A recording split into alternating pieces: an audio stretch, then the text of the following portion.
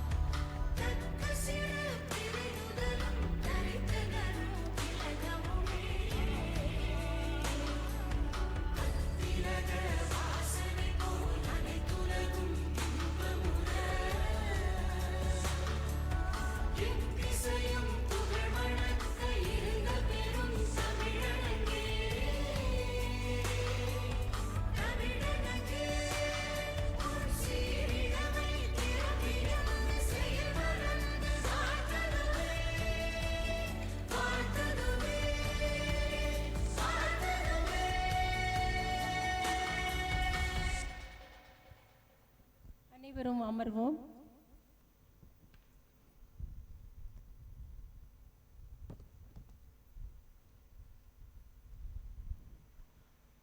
அனைவருக்கும் வணக்கம். நம்முடைய ஆயர் லியோன் நினைவு பேருரையின் 40வது அமர்வுக்கு வருகை தந்திருக்கும் உங்கள் அனைவரையும் அன்புடன் வரவேற்கின்றேன். ஒவ்வொரு ஆண்டும் ஜூன் மாதம் 5ஆம் நாள் உலக சுற்றுச்சூழல் தினமாக கொண்டாடப்படுவதன் பின்னணியில் இன்றைய பேருரை இயற்கையை போற்றும் தமிழர் வாழ்வியல் என்ற மைய பொருளில் அமைந்துள்ளது. கனிம வளங்களை எடுத்து செல்ல வரிசை கட்டி நிற்கும் கனரக வாகனங்கள், கொளத்து பஸ் ஸ்டாண்டு, கூனி குறுகி கிடக்கும் ஏவிஎம் கால்வாய், ஒவ்வொரு நபரின் பயன்பாட்டிற்கும் ஒரு தனி வாகனம் என குமரி மாவட்ட தமிழரின் வாழ்வு ஒரு கரையில் நின்று சிரிக்கிறது. குறிஞ்சி, முல்லை, மருதம், நெய்தல், பாலை என நிலப்பரப்புகளை தங்கள் அடையாளங்களாக கொண்டு ஊரணி, ஏரி, குளம், குட்டை, ஆறு என நீர் ஆதாரங்களை கட்டி காத்த முன்னோர் மறுகரையில் மறைந்து நிற்கின்றனர். 2 தலைமுறைகளுக்கும் இடையே உள்ள இடைவெளியை குறைத்து இயற்கையோடு இணைந்த வாழ்வியலை சூளுரைக்க வருகை தந்திருப்பவர் முனைவர் தா. ராஜாராம் அவர்கள். மதுரை வெள்ளைச்சாமி நாடார் கல்லூரியின் தமிழ்துறை தலைவராக பணியாற்றி ஓய்வு பெற்றவர். சிறந்த இலக்கிய பேச்சாளரான இவர் சாலமன் பாப்பையா அவர்களின் பட்டிமன்ற குழுமத்தின் மூத்த பேச்சாளர்களில் ஒருவர். ஏறக்குறைய 2000க்கும் மேற்பட்ட மேடைகளில் இலக்கிய உரைகளை நிகழ்த்தியுள்ளார்கள். நமது குமரி மண்ணின் மைந்தரான இவர் தமிழ் இலக்கிய உலகில் தமிழகம் முழுவதும் பெரும் வலம் வந்திருப்பது நம் அனைவருக்கும் பெருமை. நம் அழைப்பை ஏற்று வருகை தந்திருக்கும் முனைவர் திரு தா. ராஜாராம் அவர்களை உங்கள் அனைவரின் சார்பாக வரவேற்று பசுமை செடி வழங்கி வாழ்த்து சொல்ல திருமதி ஆனி அவர்களை அழைக்கிறேன்.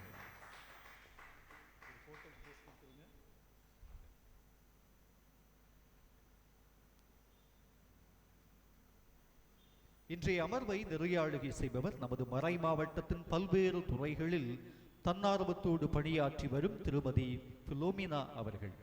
சிறந்த ஆற்றுப்படுத்துனராகவும் கோட்டாறு வட்டார குடும்ப நல பணிக்குழு இயக்குநராகவும் சீரிய பணிகளை முன்னெடுத்து வரும் அவரை வரவேற்று நமது அன்பின் அடையாளமாக பசுமை செடியை வழங்கி வாழ்த்து சொல்ல டாக்டர் லாசரஸ் அவர்களை அன்போடு அழைக்கின்றேன்.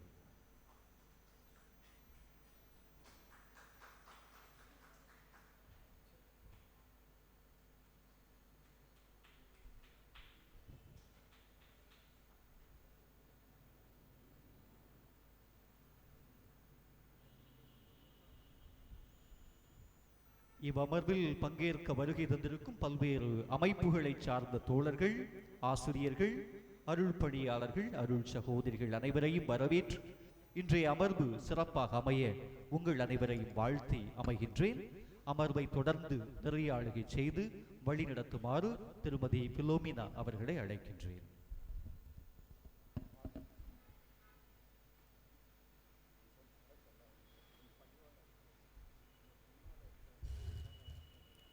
அனைவருக்கும் வணக்கம். 1000 ஆண்டுகளாக தமிழர் வாழ்வியல் இயற்கையோடு இணைந்த ஒன்றாகவே இருந்து வருகின்றது. மண், மரம், மழை, நீர், வயல், கால்நடை இவை அனைத்தையும் வெறும் பயன்பாட்டு பொருள்களாக அல்லாமல் வாழ்வின் உறவுகளாக தமிழர்கள் பார்த்தனர். அதனால்தான் தமிழர் பண்பாட்டில் இயற்கை பாதுகாப்பு என்பது புதிய கருத்தாக அல்ல, அது வாழ்வின் அடிப்படை ஒழுக்கமாக அமைந்துள்ளது.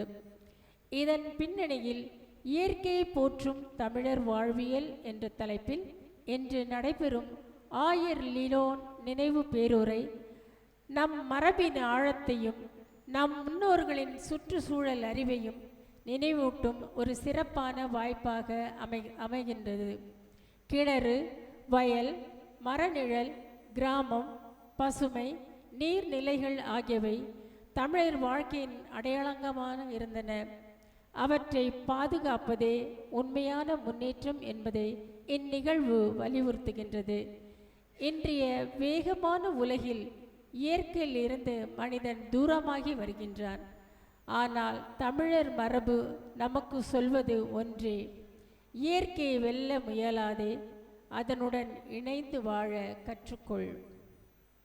மரங்களை வளர்த்தல், நீரை சேமித்தல், நிலத்தை மதித்தல், உணவின் மூலத்தை அறிதல், உயிரினங்களை காப்பது போன்ற நம் பாரம்பரியத்தின் உயிரோட்டமான பகுதிகள். முனைவர் திரு தா. ராசாராம் அவர்களின் உரை இயற்கை மற்றும் தமிழர் வாழ்வியல் இடையிலான இந்த ஆழமான உறவை நமக்கு தெளிவாக எடுத்துரைக்கும். இது வெறும் உரை நிகழ்ச்சி அல்ல, நம் வேர்களை மீண்டும் நினைவுபடுத்தும் ஒரு பயணம். உரையினை வழங்கி இயற்கையோடு இணைந்த வாழ்வியலை எம்மில் வளர்த்தெடுக்க வருமாறு முனைவர் திரு ராசாராம் அவர்களை அழைக்கின்றோம்.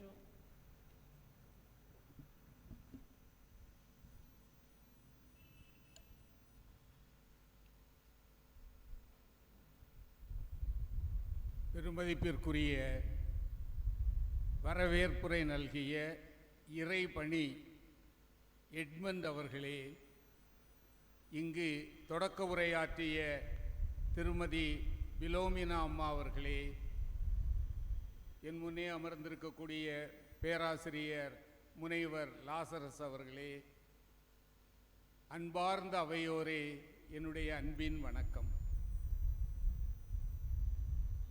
முன்னால் வர்றதுக்கு ரொம்ப பயப்படுறீங்க போல் இருக்கு.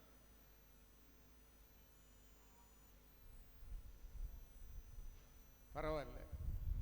அதாவது முன்னால் காலி செயர்கள் இருந்தால் பேசுகிறவனுக்கு கொஞ்சம் சங்கடமாக இருக்கும், அவ்வளவுதான். ஆனால் பின்னால் உட்கார்ந்துருக்கிறதுல ஒரு வசதி இருக்குது. போர் அடிச்சுன்னா அப்படியே எழுந்து போயிடலாம் இல்லையா? முன்னால் அது முடியாது.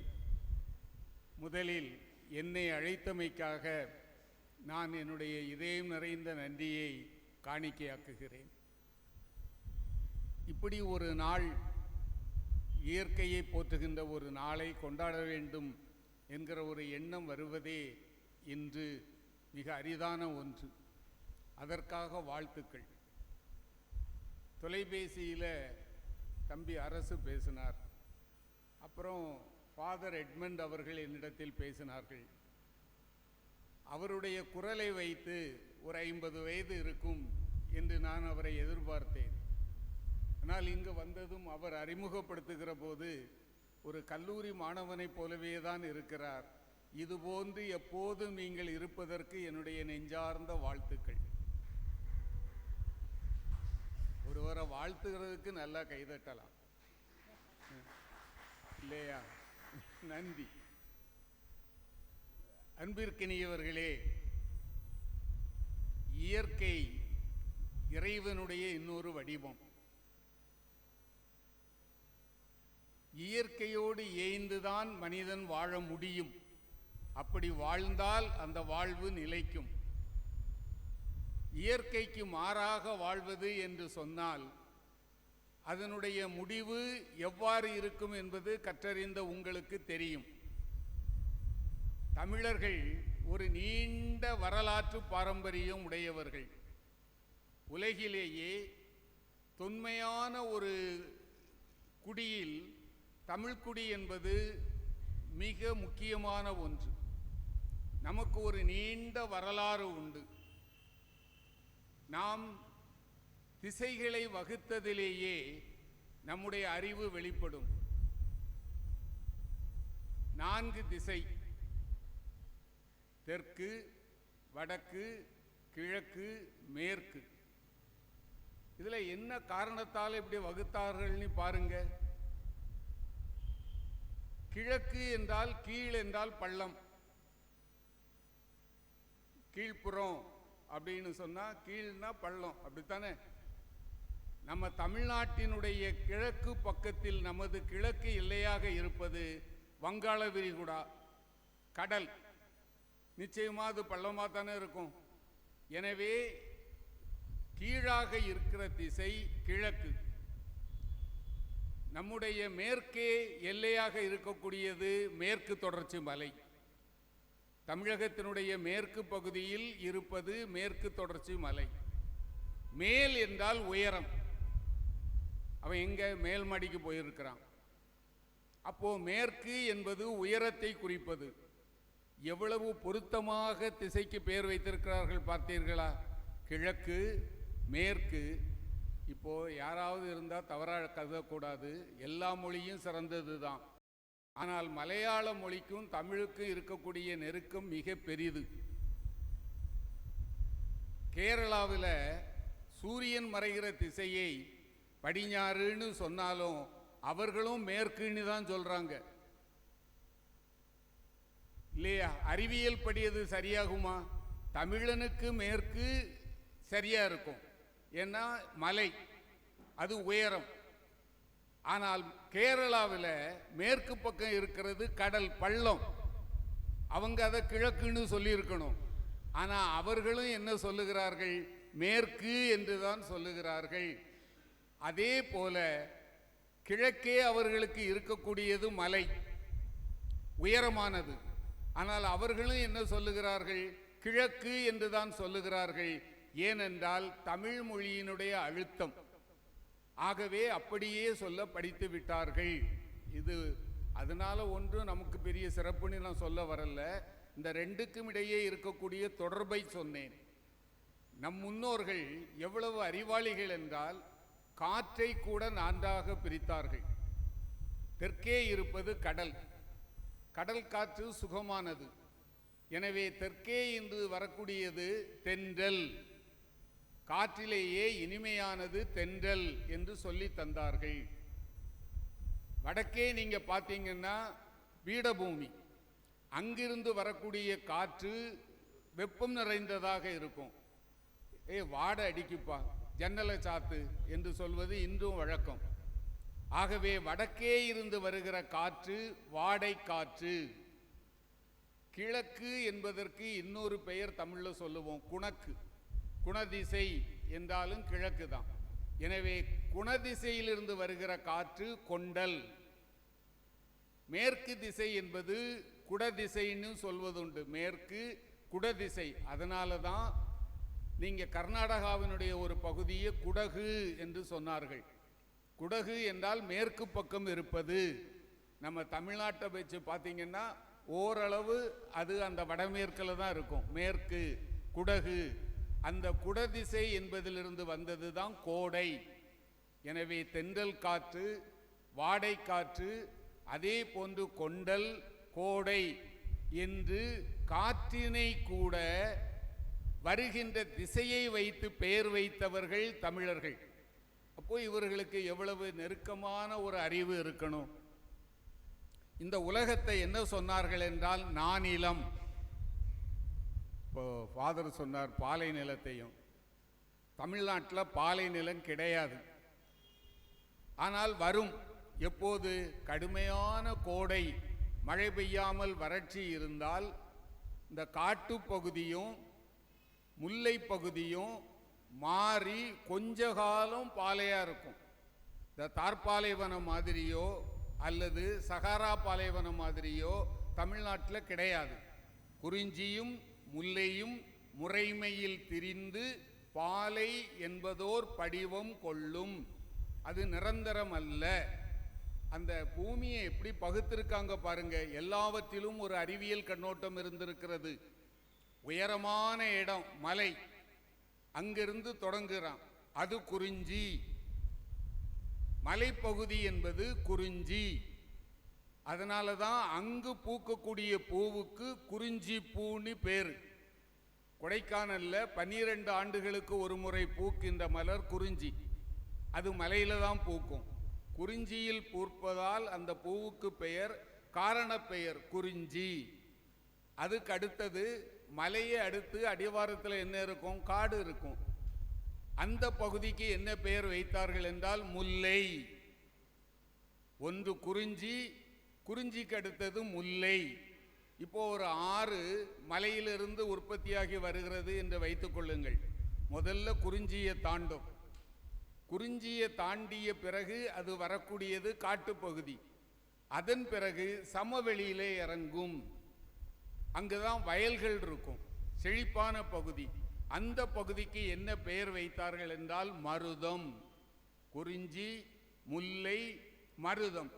அப்புறம் ஆறு போய் கடல்ல சேரும். ஏன்னா இருக்கிறதுல பள்ளம் அதுதானே, பெரிய பள்ளம் அதுதான். அந்த பள்ளத்துக்கு என்ன பெயர் வைத்தார்கள் என்றால் அந்த பகுதிக்கு கடலும் கடல் சார்ந்த இடமும் நெய்தல்.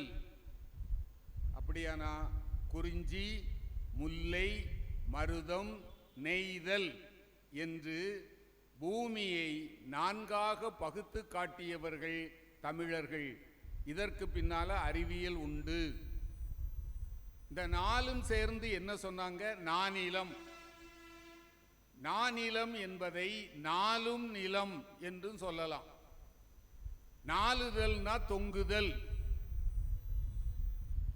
நாலுதல் என்றால் தொங்குதல். யானைக்கு தமிழில இன்னொரு பெயர் உண்டு, நால்வாய்.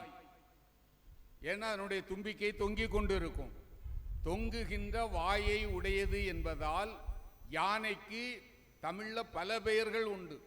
அதுல ஒரு பெயர் நால்வாய். நால்வாய்னா தொங்குகின்ற வாயை உடையதுன்னு அர்த்தம். நானிலம் என்றால் தொங்குகின்ற நிலம்னு அர்த்தம். அப்படி என்றால் நீண்ட காலத்திற்கு முன்பே இந்த பூமி இந்த அந்தர வெளியில் தொங்கிக் கொண்டிருக்கிறது என்கிற அறிவும் தமிழர்களுக்கு இருந்திருக்கிறது. நானிலம் என்பதால் வெறும் நாலும் நிலம், 4 நிலம் என்பது மட்டுமல்ல, நால் நிலம், நாலும் நிலம், தொங்குகின்ற நிலம் என்ற பொருளும் இருக்கிறது.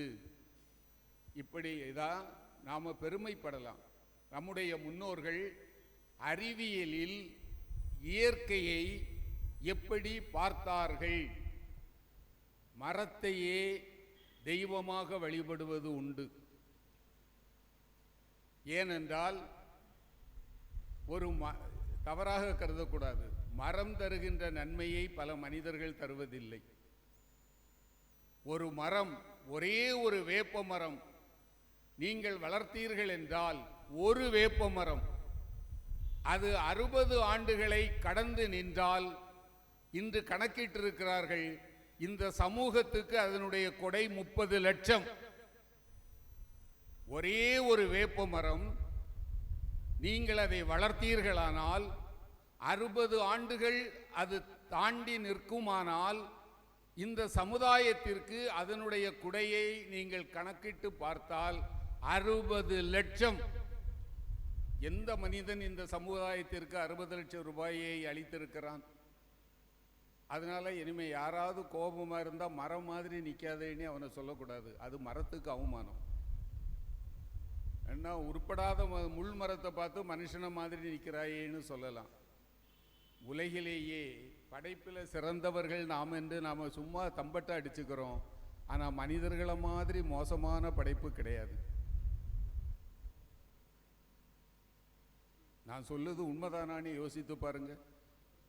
எந்த சிங்கமாவது இன்னொரு சிங்கத்தை அடித்து கொள்றது காரணம் இல்லாமல் பார்த்துருக்கீங்களா? ஒரு புலி பசி ஆறிவிட்டால் அதன் பக்கத்தில் ஒரு மான் துள்ளி விளையாடினா கூட வேடிக்கை பார்க்குமே தவிர அதை போய் கொல்லாது. ஆனால் இப்போ ஈரானில் என்ன நடக்கிறது? மனிதர்கள் கண்டுபிடிக்கக்கூடிய அணுகுண்டுகள் எதற்காக? யாரை அழிப்பதற்காக? மனிதனை மட்டுமல்ல, இந்த பூமியே வாழ விடாமல் அழிப்பதற்காக. மனிதன்தான் அதை செய்கிறான். இறைவன் அற்புதமான ஒரு உலகை நமக்கு படைத்து தந்தான். அதை காப்பாற்றுவான் என்பதற்காகத்தான் எல்லா உயிர்களை விட அறிவுடையவனாக மனிதனை படைத்தான். ஆனால் அந்த அறிவுதான் உலகத்திற்கே ஆபத்தாக போயிருக்கிறது.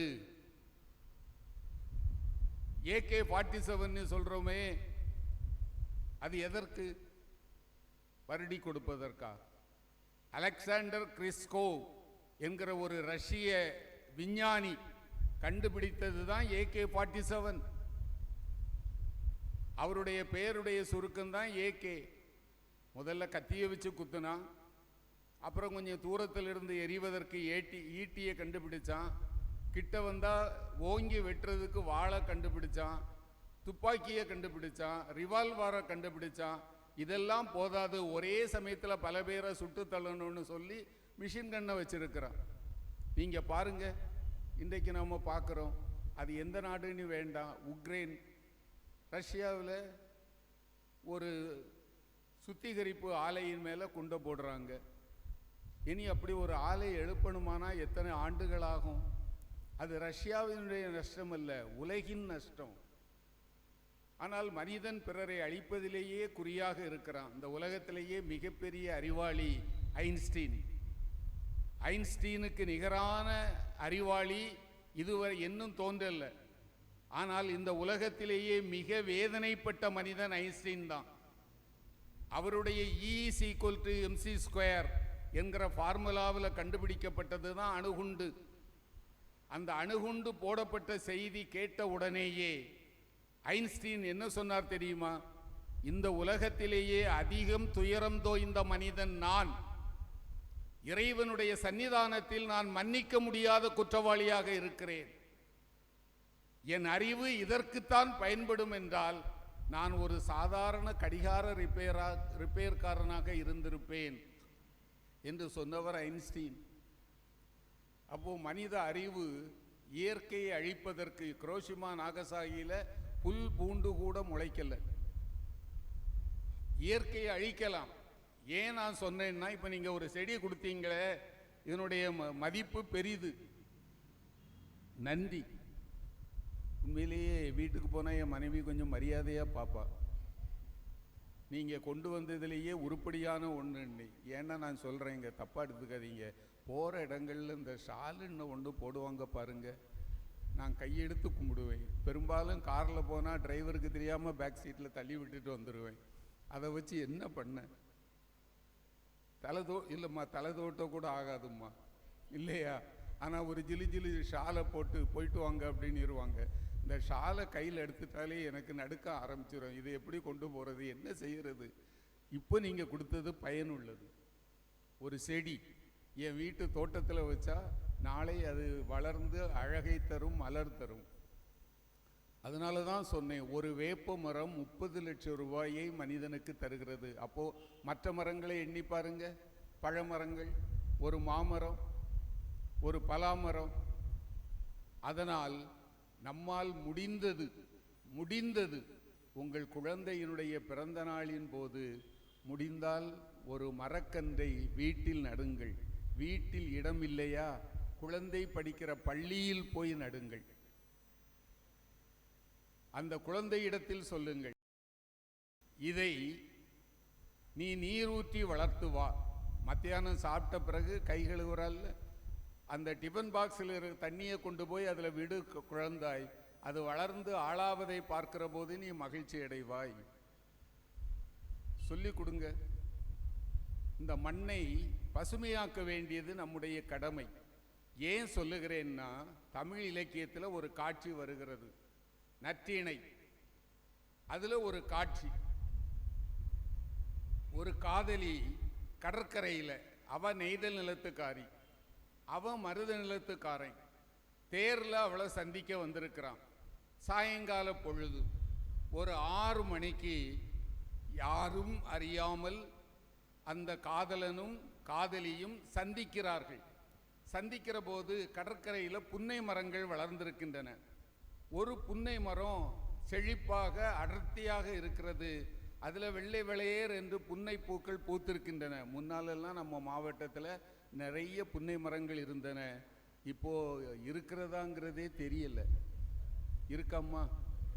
முன்னாலாம் எங்கள் ஊரில் நிறைய இருந்ததும்மா. இப்போ ஒரு புன்னை மரம் கூட இல்லைம்மா. இருக்குதா? இருக்குதா? அந்த மாதிரி இருக்குமே தவிர நீங்க வாழ்க. நீங்க அந்த மாதிரி நட்டதுனால இருக்கிறது. முன்னால்லாம் எங்க ஊர்லம்மா பக்கம் சூரங்குடி பக்கம் தட்டான் விளையின்னு எங்க விளைன்னு சொல்லுவோம், அப்படித்தானே? வயலு விளைன்னு சொல்லுவோம் இல்லையா? அந்த விளையிலெல்லாம் நிறைய புன்னை மரம் இருக்கும். அந்த புன்னைக்காய்களை எல்லாம் பறிச்சுட்டு வந்து எண்ணெய்க்கு பயன்படுத்துவோம். அது ஒரு காலம். இப்போ எண்ணெய் வேண்டாம், அந்த புன்னை மரமே பார்க்க அழகாக இருக்கும். அதனுடைய இலையினுடைய தடிமன், அந்த பூக்கள். ஒரு புன்னை மரம். அந்த புன்னை மரத்திற்கு கீழே அந்த தலைவன் போய் நின்று இங்க வா என்று அவளை அழைக்கிறான். அவள் வெட்கப்படுறா. வேண்டாங்க, நான் வரல. இது மறைவா இருக்கு, யாருக்கும் தெரியாது, இந்த புன்னை மரத்தின் கீழே அமர்ந்து பேசுவோன்னு சொல்லி அவ என்ன சொல்லுகிறா, நான் வருகிறேன், ஆனால் அந்த புன்னை மரத்துக்கு கீழே வேண்டாம் அப்படிங்கிறா. ஏன் அப்படிங்கிறா. சொல்லுகிறேன் வாங்க, இதோ இந்த பக்கத்தில் இன்னொரு மரம் இருக்கிறது இல்லையா, இந்த மரத்து நிழல்ல இருந்து பேசுவோங்கிறான். வந்தவுடன் அவன் கேட்குறான், ஏம்மா இதை விட அது பெரிய மரம், அந்த மரத்து நிழல் அடர்த்தியாகவும் இருந்தது, ஆனால் ஏன் நீ அந்த மரத்தின் கீழே வந்து பேச மாட்டேன் என்கிறாய்? அதுக்கு அவ வெட்கப்பட்டுக்கிட்டு சொல்லுகிறா, அந்த புன்னை மரம் எனக்கு அக்கா. புன்னை மரம் உனக்கு அக்காவா? ஆமாங்க. எப்படி தெரியுமா? எங்க அம்மா சிறு பிள்ளையாக இருந்தபோது தோழிகளோடு விளையாடுகிற போது அவளுக்கு மரம் வளர்க்கிறதுனா ரொம்ப பிடிக்கும். ஒரு புன்னங்கொட்டையை இந்த இடத்துல போட்டு அதுக்கு தண்ணீர் ஊற்றி கவனமாக வளர்த்தா. அதுதான் இப்போ இந்த பெரிய மரமாக இருக்கு. எங்கள் அம்மா வளர்த்ததால இந்த மரம் எனக்கு முன்னே எங்கள் அம்மாவால் வளர்க்கப்பட்டது. எனக்கு அக்கா உறவு. அக்காவுக்கு முன்னால காதலனோடு பேசுறதுக்கு வெக்கமா இருக்குமா இல்லையா? அதனால இந்த மரத்துக்கு கீழே வேண்டாம், அந்த மரத்துக்கு கீழே வாருங்கள் என்று அழைத்ததாக ஒரு பாடல் நற்றிணையில் இருக்கிறது. ஏன் சொல்லுகிறேன் என்றால், மரத்தை கூட உறவாக கருதக்கூடிய அளவுக்கு இந்த மக்கள் இருந்திருக்கிறார்கள் என்பதால் தான். நாம தமிழ்ல மட்டும்தான் இந்த பெயரை நீங்க பார்க்க முடியும். தென்னங்கன்றுக்கு என்ன பெயரு? தென்னம் பிள்ளை, அப்படித்தானே? ஒரு மரக்கன்ற மகன பிள்ளைன்னு சொல்லுவோம், அப்படித்தானே? ஒரு மரத்தினுடைய கன்றை கூட பிள்ளை என்று உறவு கொண்டாடுகிற பண்பு தமிழர்களுக்கு உண்டு. இந்த கைதட்டு எனக்கு இல்லை, நம் தமிழர்களுக்கு இல்லையா? நீங்க நினைச்சு பாருங்க, கொஞ்சம் யோசிச்சு பாருங்க. நான் நினைக்கிற போதெல்லாம் இந்த பெயரை யார் வைத்தார்களோ அவர்கள் காலில் விழுந்து வணங்கணும்னு தோணும். ஒரு சாதாரண மரக்கன்றை தன் பிள்ளைக்கு நிகராக சொல்லியிருக்கிறாங்கல்ல, தென்னம்பிள்ளை. அப்படியானா இந்த மரத்தோடும் மண்ணோடும் தமிழனுக்கு எவ்வளவு பெரிய உறவு இருந்திருக்கிறது, எவ்வளவு பெரிய உறவு இருந்திருக்கிறது. இப்போ நான் ஒரு விவசாய குடும்பத்தை சார்ந்தவன் ஐயா. என்னுடைய தாத்தா செருப்பு போட்டுட்டு வயலில் நடக்க மாட்டார். அது வயல் என்பது, வரப்பு என்பது வெறும் மண் தானே. அந்த மண்ணுக்கும் ரோட்ல இருக்கிற மண்ணுக்கும் என்ன வித்தியாசம்? ஆனால் அது வயல். நமக்கு உணவு தருகின்ற ஒன்று. அந்த நெற்கதிர் என்பது தெய்வத்திற்கு சமம். எனவேதான் வயல்ல கூட செருப்பு போட்டுவிட்டு நடக்காத ஒரு தலைமுறையை நீங்களும் நிச்சயம் பார்த்திருப்பீர்கள். உங்க தாத்தாவும் அப்படித்தான் இருந்திருப்பார். காரணம், இயற்கையை நேசிக்கக்கூடிய பண்பு என்பது இயல்பாக நம்மிடம் இருந்தது. இன்று கொஞ்சம் கொஞ்சமாக விடைபெற்று போகிறது. மற்ற மாவட்டத்துக்கும் நம்ம மாவட்டத்துக்கும் வித்தியாசம் உண்டு. இப்போ மற்ற மாவட்டத்திலிருந்து வரக்கூடியவர்கள்லாம் நம்ம பார்க்குற போது ஆச்சரியமாக பார்க்குறாங்க. ஏனென்றால் நம்முடைய இடம் சின்னதாக இருந்தால் கூட, ஒரு 2 சென்டில் தான் வீடு இருந்தால் கூட முன்னால் ஒரு தென்னை மரம் இருக்கும் இல்லையம்மா, ஒரு மாமரம் இருக்கும், கட்டாயம் ஒரு பலாமரம் இருக்கும், பின்னால் அதே மாதிரி ஒரு முருங்கை மரம் இருக்கும். ஏதாவது ஒன்று.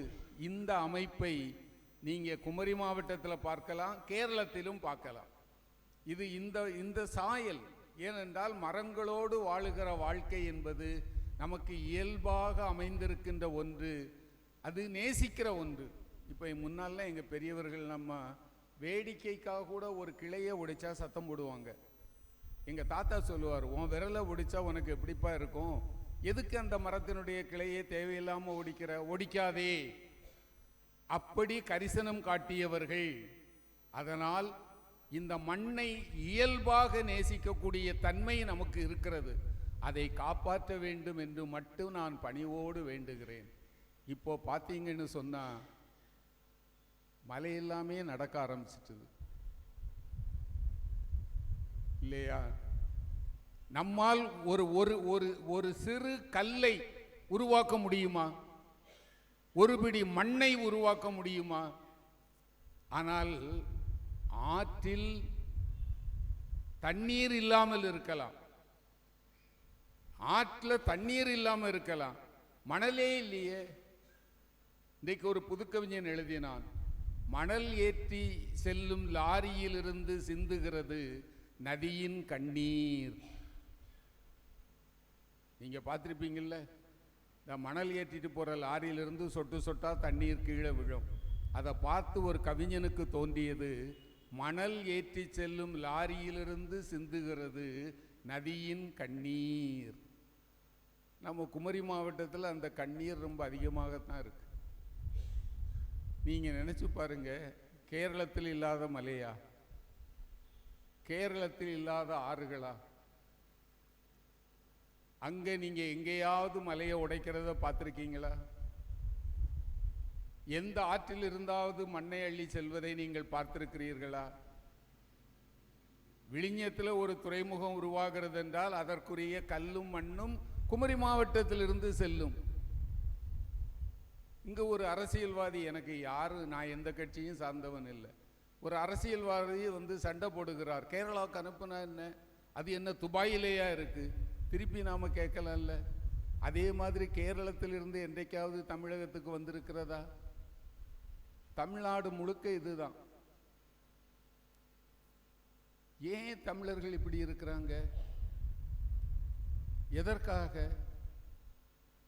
நாம் இறைவன் நமக்கு தந்த உலகை நம் தலைமுறைக்கும் காப்பாற்றி செல்லுகின்ற கடமையை பெற்றிருக்கிறோம் என்பதை உணர வேண்டும். நாளை என் பேரனுக்கு மலைன்னா என்னன்னு தெரியாம போயிரும் போல இருக்கு. ஆறுகளில் மணல் இருக்குமா என்பதே தெரியாது, ரொம்ப சாதாரணமாக நடக்குது. அதை காப்பாற்ற வேண்டிய கடமை நம் ஒவ்வொருவருக்கும் இருக்கிறது. ஆனால் நாம் என்ன செய்ய முடியும்? பேச முடியும், சொல்ல முடியும், வேணுமானா ஒரு மனு எழுதி போட முடியும்.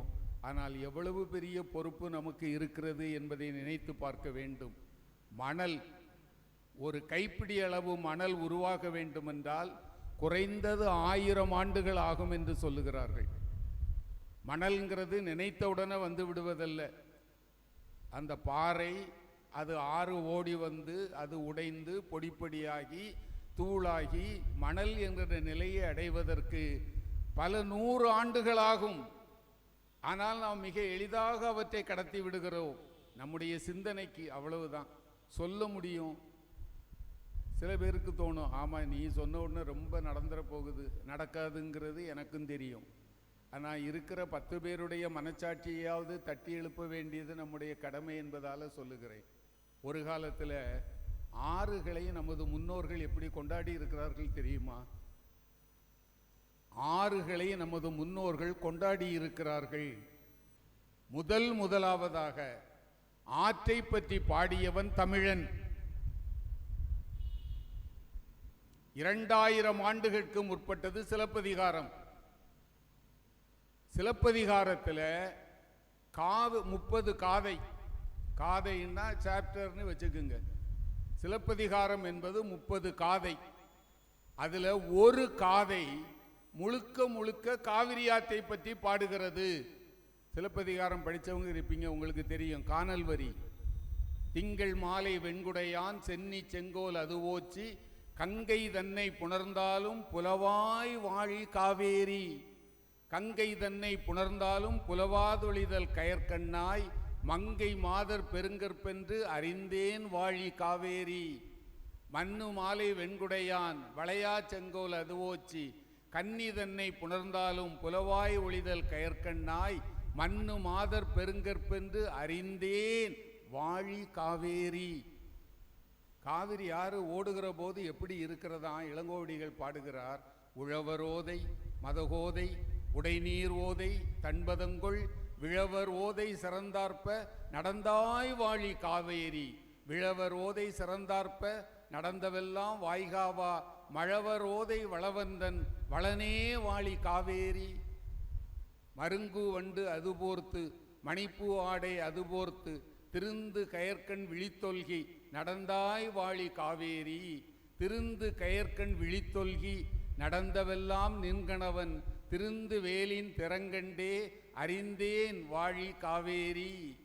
பூவர் சோலை மயிலால புரிந்து குயில்கள் இசைபாட காமர் மாலை அருகசைய நடந்தாய் வாழி காவேரி. காமர் மாலை அருகசைய நடந்தவெல்லாம் நின்கணவன் திருந்து வேலின் திறங்கண்டு அறிந்தேன் வாழி காவேரி. நீங்க எல்லாம் படிச்சு பார்த்தீங்கன்னு சொன்னா காவிரி ஆறு சலசலன்னு ஓடிட்டு இருக்கிற மாதிரி இருக்கும். அந்த ஒலி வரலைன்னு சொன்னா எனக்கு சொல்ல தெரியலன்னு அர்த்தம். உழவர் ஓதை மதகோதை, அந்த வயல்களில் வேலை பார்க்கக்கூடிய உழவர்கள் உழுகிற போது எழுப்புகிற ஒலி கேட்கிறது. மதகோதை, மதகுன்னா தெரியும், அந்த மதகுகள் வழியாக சல அப்படின்னு காவிரி பாய்ந்து ஓடுகிற சத்தம். உழவரோதை மதகோதை உடைநீர் ஓதை. சில இடங்களில் காவிரி கரையை உடைச்சிக்கிட்டு பாயுதான். உடைநீர் ஓதை தன்பதங்கொள் விழவர் ஓதை சிறந்தார்ப்ப. அவனுடைய காவிரி கரையிலெல்லாம் விழாக்கள் எடுத்து கொண்டாடுகிறார்கள். நடந்தாய் வாழி காவேரி. காவேரி ஓடுகிறதுன்னு சொல்லல, நடக்கிறதாம். நடந்தாய் வாழி காவேரி. சங்க இலக்கியம் சொன்னது வான் பொய்ப்பினும் தான் பொய்யா மலைத்தலைய கடல் காவிரி. ஒருவேளை வானம் பொய்க்கலாம், ஆனால் எங்கள் காவிரி பொய்க்காது. இன்று இதை சொல்லுறதுக்கு எனக்கு நான் கூசுகிறது. ஆனாலும் நிலைமையை சொல்லித்தான் ஆகணும். இன்று ஒரு இளைஞன் எழுதினான், காவிரியை கடந்தேன் ஒட்டகத்தில்.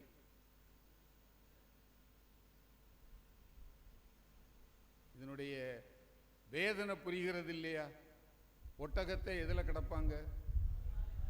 அப்போ காவிரி என்ன ஆகும்? வான் பொய்ப்பினும் தான் பொய்யா மலைத்தலைய கடல் காவிரி என்று காவிரியை அன்று சங்க இலக்கியம் பாடியது. நடந்தாய் வாழி காவேரி என்று இளங்கோவடிகள் பாடினார். 2000 ஆண்டுகளுக்கு முன்பே ஆற்றை பற்றி பாடிய ஒரு இலக்கியம் தமிழ் இலக்கியம்தான். அதுக்கு பிறகு சில பேர் பாடியிருக்கலாம். ஆனால் முதலாவதாக ஆற்றை பற்றியே பாடியது தமிழ் இலக்கியம். அப்போ ஆறு என்பதை இவர்கள் எப்படி உயிராக கருதி இருக்கிறார்கள்? இளங்கோவடிகள் சேர நாட்டவர். அவர் சோழ நாட்டிற்கு போய் பார்க்கிறார். சோழ நாடு சோறுடைத்து. காரணம், இங்க ஆர்வம் இருக்கிறவர்களுக்காக நான் ஒரு புத்தகம் சொல்லுகிறேன். நாவல் படிக்கிற ஆர்வம் இருக்குமானா தயவு செய்து படியுங்க. மிராசு, அந்த நாவலுக்கு பெயர் மிராசு. எழுதியவர் C.M. முத்து. மிராசு கொஞ்சம் பெரிய நாவல், ஒரு 700 பக்கம் இருக்கும். மிராசு எழுதியவர் C.M. முத்து. ஏன் அந்த நாவலை பற்றி சொல்லுகிறேன் என்றால், அந்த நாவல் முழுக்க முழுக்க கிழக்கு தஞ்சை மாவட்டத்தினுடைய விவசாயிகளுடைய வாழ்க்கையை சொல்வது. அவர்கள் வாழ்க்கை எப்படி காவிரியோடு பின்னி பிணைந்து இருக்கிறது.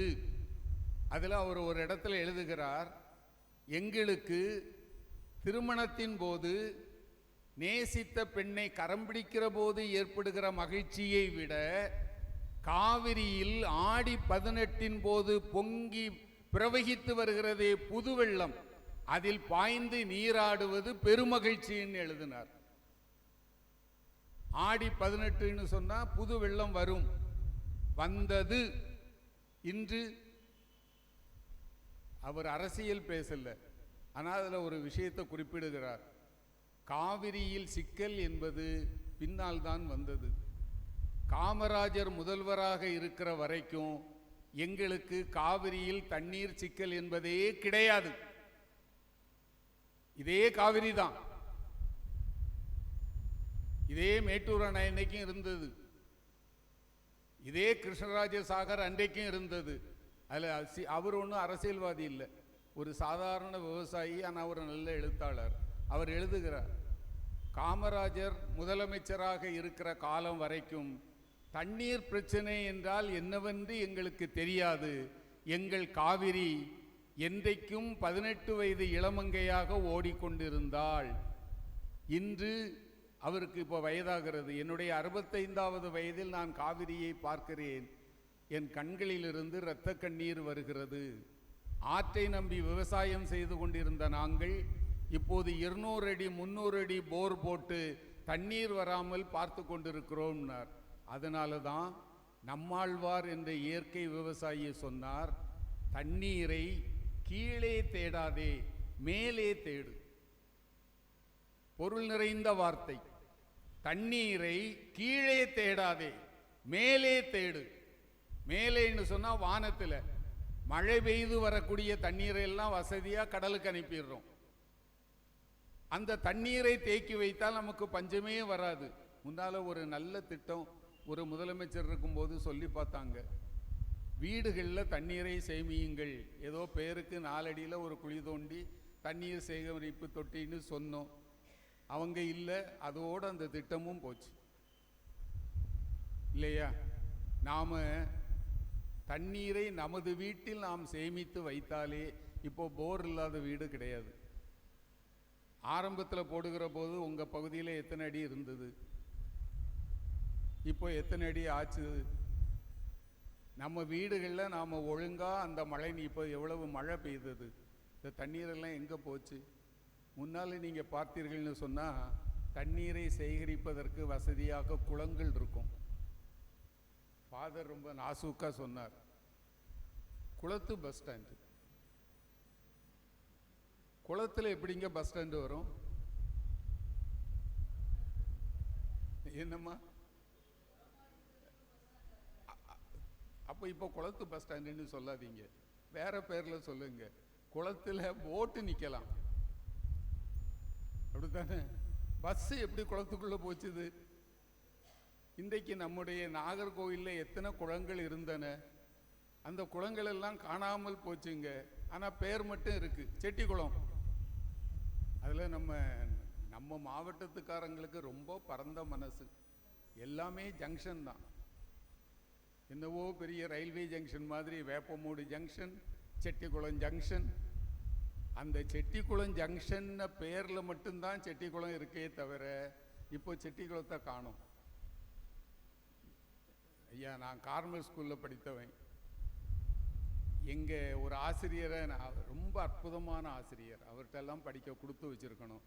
யாராவது படிச்சிருப்பீங்க, மரிய ஜான்னு அவருக்கு பேர். யாராவது அவர்கிட்ட படித்தவங்க இருக்கீங்களா? இருக்கீங்களா? வணக்கம் ஐயா. நான் சொல்கிறது சரிதானே? மரியஜான் சாருக்கு சவேரியார் கோயில் பக்கத்தில் வீடு. ரொம்ப எளிமையானவர். வேட்டி, சட்டை, துண்டு. வீட்டில் இருந்து வருகிற போது செட்டி குளத்தில் இறங்குவார். அந்த துண்டை கட்டி செட்டி குளத்தில் குளிப்பார். செட்டி குளத்தில் குளிச்சுட்டு அந்த துண்டை பிழிஞ்சு தோளில் போட்டுக்கிட்டு முடியை பற்றி கவலைப்பட மாட்டார். அவர் கைதான் சீப்பு. அப்படியே சீவிட்டு கிளாஸுக்கு வந்துடுவார். சரிதானா? இல்லையா? அதனால எனக்கு செட்டி குளத்தை பார்க்குற போதெல்லாம் யார் ஞாபகத்துக்கு வருவார்னா எங்கள் மரியஜான் சார் தான் ஞாபகத்துக்கு வருவார். ஆனால் அற்புதமான ஆசிரியர். கையெழுத்து தெளிவாக இருக்க வேண்டும் என்பதில் மிக அக்கறை காட்டிய ஆசிரியர் எங்கள் வணக்கத்துக்குரிய மரியஜான் சார். அந்த செட்டிக்குளம் அவர் நீராடிய பெருமைக்குரியது. இன்றைக்கு அதில் என்ன இருக்கு? அதே மாதிரி எத்தனை குளம். சரி, அப்படியே குளம் இருந்தாலும் அதை என்னவாக மாற்றி இருக்கிறோம்? இன்றைக்கி எந்த குளத்திலேயாவது நீராட முடியுமா? எல்லா குளங்களையும் நம்ம என்னவாக மாற்றி இருக்கிறோம். ஏன் 100 வருஷத்துக்கு முன்னால நம்ம முன்னோர்கள் அப்படி மாற்றலையே. இந்த சேனல் எல்லாம் ஒரு காலத்தில் பேச்சுப்பாறையிலிருந்து வருகிறது இல்லையா சேனல். இந்த பக்கத்தில் வரக்கூடியது அனந்தனாறு சேனல். அதில் குளித்தவர்கள் நிறைய பேர் இருப்பீங்க. இன்னைக்கு குளிக்க முடியுமா? குளிக்க முடியுமா? யாருடைய தவறு? இன்னைக்கு சேனல் எல்லாமே இன்னைக்கு சாக்கடைகளாக மாறி இருக்குமா? குளிக்கிறீங்களா? யாராவது குளிச்சா அதுக்கப்புறம் நேராக ஆசாரி பள்ளத்துக்கு தான் போகணும். இயற்கையை காப்பாற்ற தெரியாத மனித குலமாக நாம் போய்விட்டோமா? இயற்கையை காப்பாற்ற வேண்டும் என்றால் நமது வீட்டில் குறைந்தபட்சம் மழை நீரை சேகரிக்க முயற்சி பண்ணணும். இப்போ நீங்கள் என்கிட்ட கேட்கலாம், நீ இவ்வளவு பேசுறிய, நீ செய்கிறியா? எங்கள் வீட்டில் நான் செய்கிறேன். மழை நீரை சேகரிப்பதற்கு என்ன செய்ய முடியுமோ அதற்கு என்று ஒரு தனி கிணறு வைத்திருக்கிறேன். அது மழை பெய்தாச்சுன்னா என்னுடைய போரில் தண்ணி ரொம்ப மேலே வந்துடுது. வற்றாமல் இருக்கிறதுக்கு அது ஒரு காரணம். அது ஒன்றும் பெரிய விஷயம் இல்லை. ஆனால் நம்ம எத்தனை பேர் அதை செய்கிறோம்? அதனால தான் நம்மாழ்வார் சொன்னதை சொல்லுகிறேன். தண்ணீரை மண்ணில் தேடாதீர்கள், விண்ணில் தேடுங்கள். இறைவன் நமக்கு தருகிற தண்ணீரை சேமித்து வைப்பதற்கு நாம் தெரியவில்லை. அப்புறம் நம்முடைய குளங்கள் எல்லாம் என்ன ஆயிற்று? அந்த காலத்தில் அரசர்கள் எதற்கு ஆசைப்பட்டார்கள் என்றால், பெரிய பெரிய நம்ம சோழ மன்னன் கட்டின அரண்மனை எங்கே இருக்கு தெரியாது. ஆனால் அவர்கள் கட்டிய மிகப்பெரிய உருவாக்கிய ஏரிகள் இருக்கின்றன. நிச்சயமா நம்ம கன்னியாகுமரி மாவட்டத்துக்காரனுக்கு ஆச்சரியமா இருக்கக்கூடியது, செங்கல்பட்டு ரயில்வே ஸ்டேஷன் பக்கம் போகிற போது நம்ம இங்கிருந்து போகும்போது வலது பக்கம், அங்கிருந்து வரும்போது இடது பக்கம், அந்த ஏரியை பார்க்கிற போது நமக்கு ஒரு பிரம்மாண்டம் தோன்றுகிறது அல்லவா? நம்ம மாவட்டத்தில் அப்படி ஒரு ஏரி கிடையாது. அது ஒரு மன்னன் உருவாக்கிய ஏரி. ஏரிகளை உருவாக்குவதில் அவர்கள் கவனம் செலுத்தினார்கள். ஒரு ஏரியை உருவாக்குவதென்று சிறப்புன்னு கருதினார்கள்.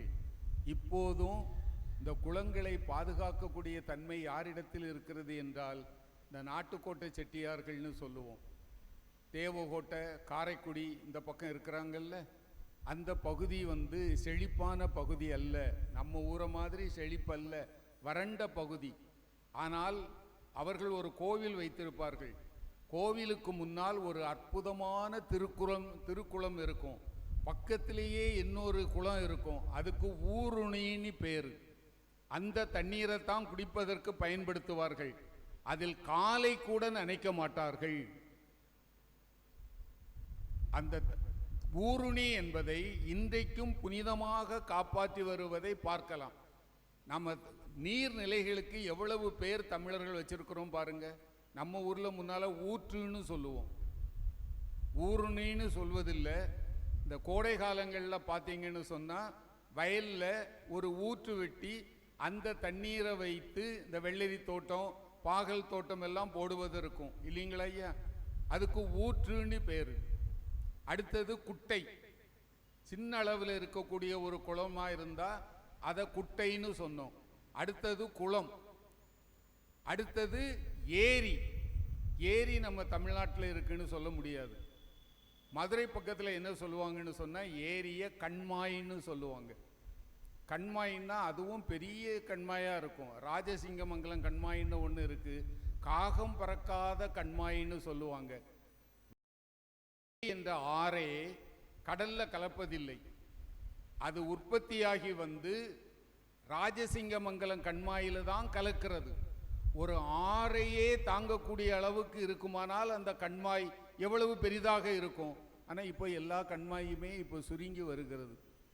எல்லா இடத்தையும் நம்ம வீடாக்கிட்டோம். இல்லை, எல்லா பஸ் ஸ்டாண்டும் குளத்து பஸ் ஸ்டாண்டில் தான் இருக்குது. நம்ம நாகர்கோயிலில் மட்டும் இல்லை, நாகர்கோயிலில் மட்டும் இல்லை. நீங்கள் மதுரையில் வந்து பார்த்தீங்கன்னா மெயின் பஸ் ஸ்டாண்டுக்கு பேர் மாட்டுத்தாவணி. ஆனால் இப்போது எம்ஜிஆர் பஸ் ஸ்டாண்டுங்கிறாங்க. ஆனால் மக்கள் நாவில் மாட்டுத்தாவணி தான் இருக்கும். அந்த பஸ் ஸ்டாண்ட் என்பது ஒரு காலத்தில் கண்மாயாக இருந்தது. நான் பணிக்கு சேர்கிற போது என்னுடைய கல்லூரி வெள்ளைச்சாமி நாடார் கல்லூரி, நாகமலை புதுக்கோட்டை.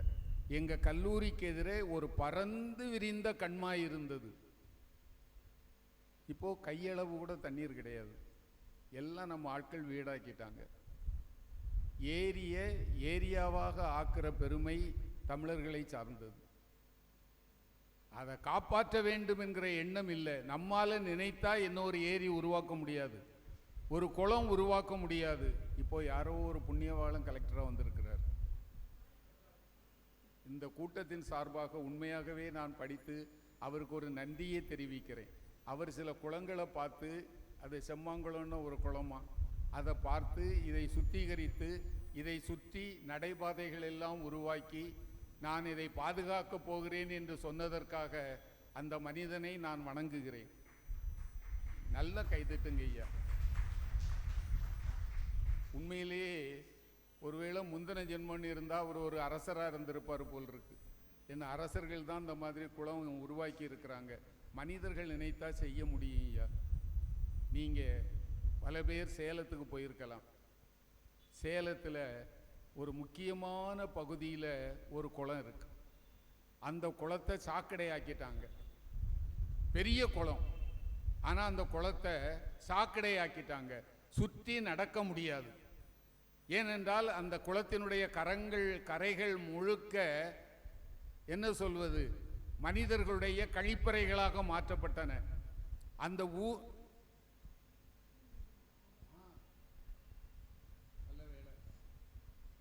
அதாவதுமா இப்போ சார் அந்த மாதிரி இருந்திருக்க மாட்டார்.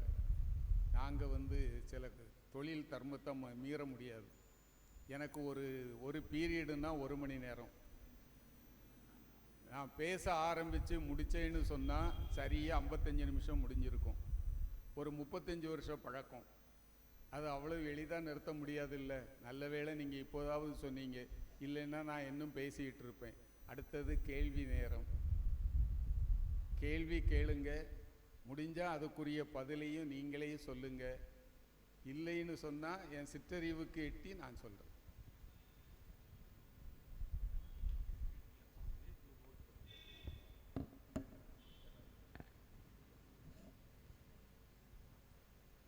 உங்களுடைய கேள்விகளை கேட்கலாம். இப்போ மொத்தமாக எழுதிட்டு அதற்கு பதிலுரை வழங்குவாங்க.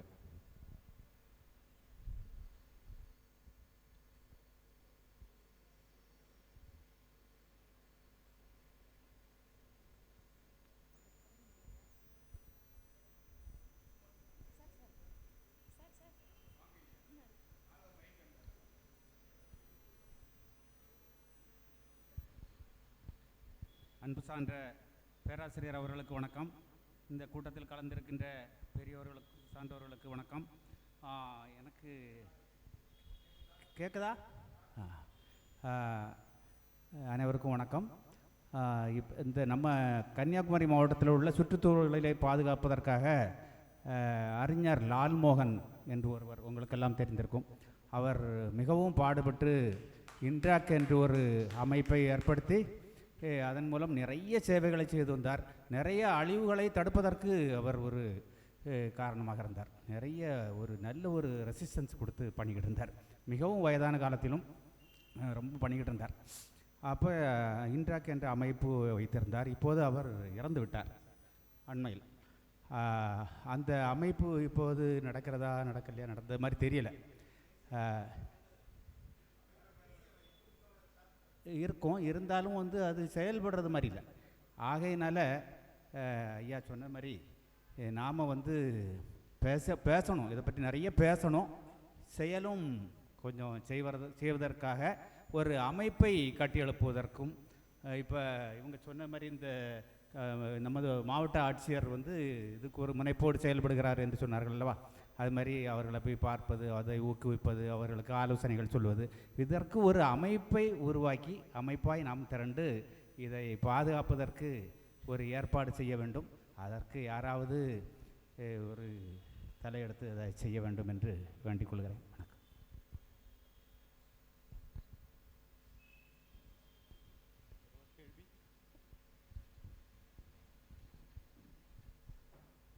அனைவருக்கும் வணக்கம் சார். இந்த கிழக்கு மேற்கை பற்றி நீங்கள் அந்த பள்ளம் எடுத்து சொன்னீங்க. பொதுவாக இப்போ நம்ம சாதா படிக்கிறது சூரியன் உதிக்கக்கூடிய திசையை நம்ம பார்த்து நிற்கிறோம். அந்த திசை கிழக்கு, நமக்கு பின்புறம் மேற்கு, வலதுகை பக்கம் தெற்கு, இடதுகை பக்கம் வடக்கு. இந்த இதுகள்னால எல்லா ஸ்டேட்லேயுமே இந்த பேஸ்லேயே வந்துடும். இப்போ கேரளாவில் கூட அப்படி வருதுன்னா இந்த ஒரு அடிப்படையும் இருக்குது.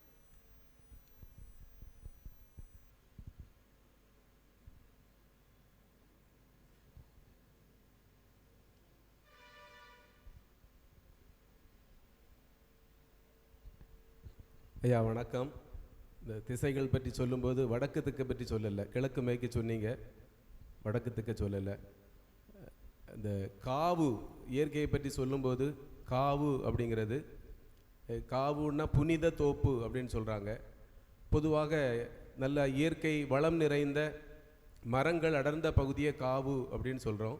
ஆனால் பொதுவாக உள்ள வழக்கத்தில் காவு அப்படிங்கிறதும் தெய்வ வழிபாட்டோடு, காவு கொடுக்கறது அப்படின்னா பலி கொடுக்கறது அப்படிங்கிற அர்த்தத்தில் பொதுவாக இருக்குது. ஆனால் காவுங்கிறது ஒரு மரங்கள் அடர்ந்த பகுதியாக சொல்லப்படுகிறது. அப்போ அந்த காவு கொடுக்கறதுக்கும் காவுக்கும் ஏதாவது தொடர்பு உண்டா?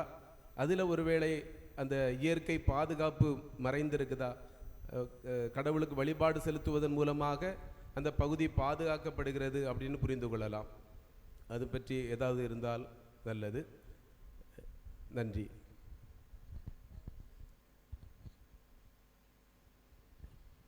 பேராசிரியர் ராஜாராம் அவர்களுக்கு வணக்கம். காமராஜர் காலம் வரை காவிரி வற்றவில்லை என்று சொன்னீங்க. பின்னால் வந்த காலத்தில் ஏன் வற்றியது என்று சொல்ல முடியுமா? அதுக்கு ஏதாவது காரணங்கள் இருக்குதா?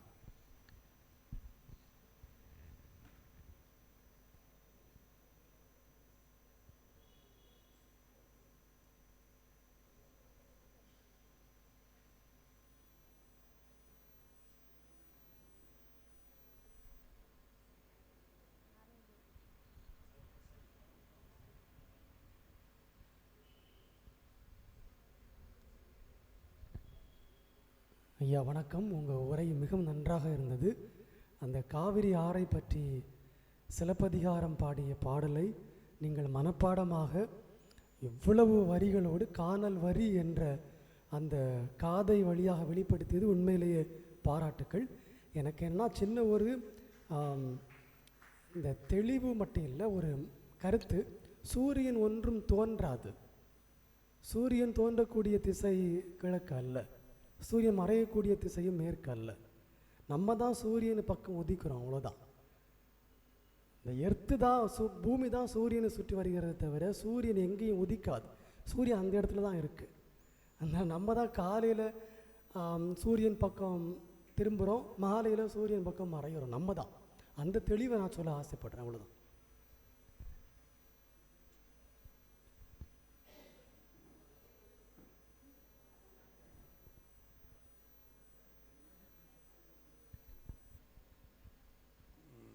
ஐயா வணக்கம்.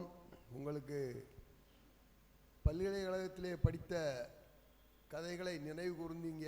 மிகவும் மனம் நிறைவும் மகிழ்ச்சியுமாக இருக்கிறது. இயற்கை பாதுகாப்பை பற்றி மிகவும் விளக்கமாக சொல்லியிருப்பதற்கு மிகவும் நன்றி. ஆனால் இந்த காலகட்டத்தில் மணலை எடுக்கக்கூடாது என்று சொல்கிறீர்கள், மலையை உடைக்கக்கூடாது என்று சொல்கிறீர்கள், மரத்தை வெட்டக்கூடாது என்று சொல்கிறீர்கள். அப்பொழுது இப்போதைய காலகட்டத்துக்கு வீடு கட்டுவதற்குள்ள வழியை ஒன்று சொல்லுங்களேன்.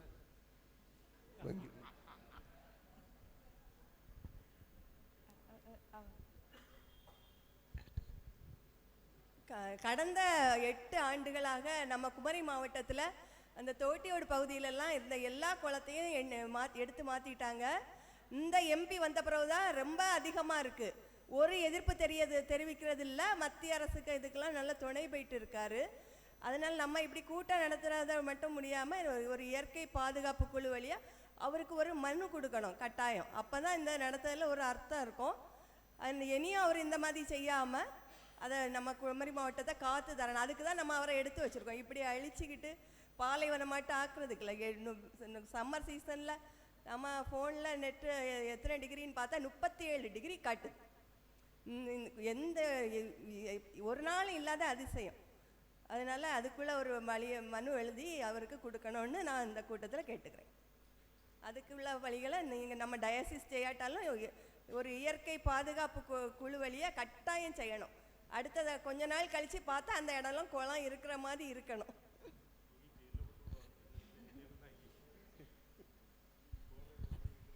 அனைவருக்கும் மாலை வணக்கம்.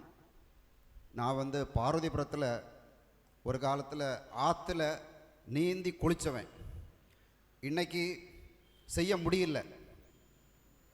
இந்த மீட்டிங் மூலமாக நம்ம ஏதாவது ஒரு சேனலையாவது ஒரு இடத்துல இருந்து ஒரு இடம் வரைக்கும், ஒரு ஊரில் இருந்து இந்த ஊர் வரைக்கும் நம்ம யாராவது செய்கிறதுக்கு ரெடியாக இருந்தால் நான் அதுக்கு ஒத்துழைப்பு கொடுக்கறதுக்கு நான் ரெடியாக இருக்கிறேன்.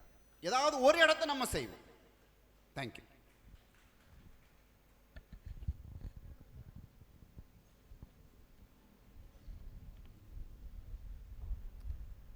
பெரியவர்களுக்கு வணக்கம். அருமையாக இருந்தது இன்னைக்குள்ள ஒரு இந்த மீட்டிங், இந்த பேச்சு. நான் 12ஆம் வகுப்பில் எடுத்த பாடம் சிறப்பு தமிழ். அந்த சிறப்பு தமிழ் சிலப்பதிகாரம், மணிமேகலை, சிவக சிந்தாமணி, கம்பராமாயணம் இதை பற்றியெல்லாம் படித்த ஒரு அனுபவம். இவங்க சொல்லும்போது பாட்டு அந்த காவிரியை பற்றி பாடும்போது அதை கேட்கறதுக்கு அழகாக இருந்தது. அந்த அருமையில் நான் அன்னைக்கு படித்த பாட்டை இன்றைக்கும் எனக்கு அதை ஞாபகப்படுத்துறதுக்கு ரொம்ப ஆசைப்படுறேன். அதனுடைய வழியாகத்தான் அருணகிரிநாதருடைய புகழ் பாவை பாடலோன்னு நீ கேட்டிருப்பீங்க. முத்தித்திரு பத்தித்திரு நகை அத்திக்கரை சக்கை சரவண முத்துக்கோரு வித்துக்கோரு என முக்கட்பரமற்கு சுருதியின் முற்பட்டது கற்பி தமரரு மடிப்பேன 10 தலை தத்தை கணைதோடு பட்சி புகழ் ரட்சிப்பது பட்சி புகழ் ரட்சித்தகு அந்த மாதிரி அந்த பாடல் வரிகள் எப்படின்னா அந்த சிறப்பு தமிழ் படித்ததுனால அந்த அனுபவம் எனக்கு கிடைச்சிது. இன்னைக்கு புன்னைக்காய் என்னன்னா ஆசாரி பள்ளத்தில் பரல், புன்னைக்காயினுடைய உள்ள பரல், அந்த பரலை காய போட்டு எண்ணெய் எடுத்து செய்கிற ஒரு தொழில் ஆசாரி பள்ளத்தில் உள்ளவங்க செய்வாங்க. அப்போ புன்னை மரம் அப்படின்னு சொல்லும்போது எங்கள் தாத்தாவுடைய காலத்தில் பாம்பன் விளை, இப்போ அது குரூஸ் காலனியாக இருக்குது. அந்த இடம் முழுவதுமே எங்கள் தாத்தானுடைய இடம்தான். அதில் புன்னைக்காய் தான் நிறைய இருக்கும். இந்த புன்னைக்காய் எங்கேருந்து எடுப்பாங்கன்னா நாமக்கல்லேருந்து இப்போ எடுத்துகிட்டு வராங்க. நாமக்கல் அந்த முட்டையெல்லாம் வரும் இல்லையா, அந்த இடத்துலேருந்து புன்னை மரத்துலேருந்து அங்கேருந்து எடுத்துகிட்டு வராங்க. இப்போ பார்த்தீங்கன்னா அனந்த நகர் அந்த ஆலய அந்த ஓடை ஒரு தெரு இருக்குல்ல, இபி ஆஃபீஸ்க்கு பின்னாடி நிறைய புன்னை மரம் நிற்குது. ஆக்சுவலாக என்னன்னா இதை என்ன சொல்ல வரேன்னா, இன்றைக்கி கேட்ட செய்திகள் அனைத்துமே மிகவும் அருமையாக அந்த ஒரு கைதட்டு குடும்பமாக உண்மையிலே பாராட்டுக்கிறதுக்குரிய நல்ல ஒரு கேள்வி, நல்ல ஒரு அற்புதமாக இருந்தது. ஓகே, நன்றி.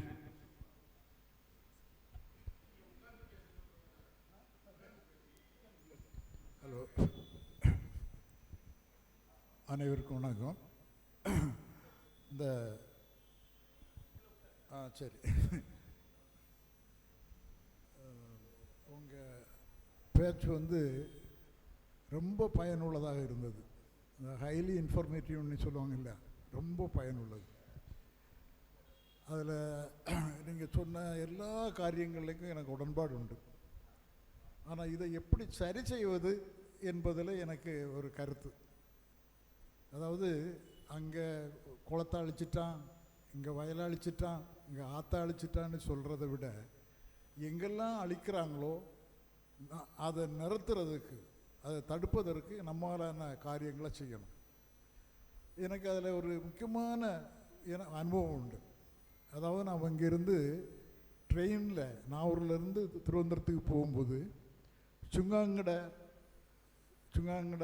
அந்த மலைக்கும் தெற்கு பக்கத்தில் ஒரு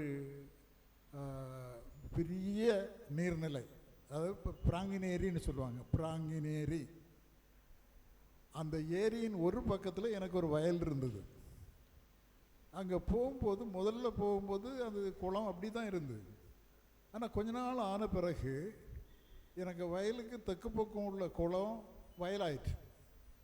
அதாவது குளத்துக்கு கரையோரமாக எனக்கு வயல் இருந்தது வடக்கு பக்கம். அது கொஞ்ச நாள் கழியும் போது அதுக்கு கிழக்கு பக்கம் 2-3 புதிய வயல்கள் வந்துட்டு. அதாவது ஒரு குடும்பத்தில் உள்ளவன் அந்த குளத்தை அபகரித்து ஒரு 4 வயலை டெவலப் பண்ணிட்டான்.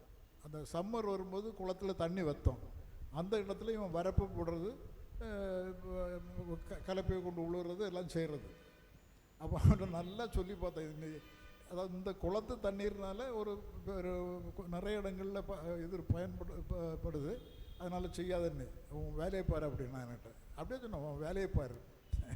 அப்புறம் நான் நேர ரெவன்யூ ஆஃபீஸில் போய் அந்த ரெவன்யூ ஆஃபீஸரை பார்த்து இந்த மேட்டரை சொன்னேன். அப்போ எனக்கு பேக்ரவுண்டில் அறிஞ்ச உடனே அவர் எல்லாம் குறிப்பெடுத்தார். நான் ஒரு ஆளை அனுப்புகிறேன், நீங்கள் அந்த இடத்த காட்டி கொடுப்பீங்களான்னாரு. நான் அனுப்புங்கண்ணா, நான் இன்றைக்கே கொண்டு காட்டி கொடுக்குறேன்னு. உடனே எனக்கு காரில் அந்த ஆளை ஏற்றி அந்த மேலே பெருவளையில் கொண்டு வண்டியை விட்டுட்டு அங்கேருந்து நடந்தே போய் சொன்னேன், இது என் வயல், எனக்கு வயலுக்கு பக்கத்தில் ஏரி இது, அந்த ஏரி இப்போ வயலாக மாறிட்டு அப்படின்றதும். ஐயோ அப்படியா இப்படி அந்த ஆள் அங்கே அவங்க சர்வே புக்கையும் கொண்டு வந்திருந்தார் அங்கே அந்த மேப்பு.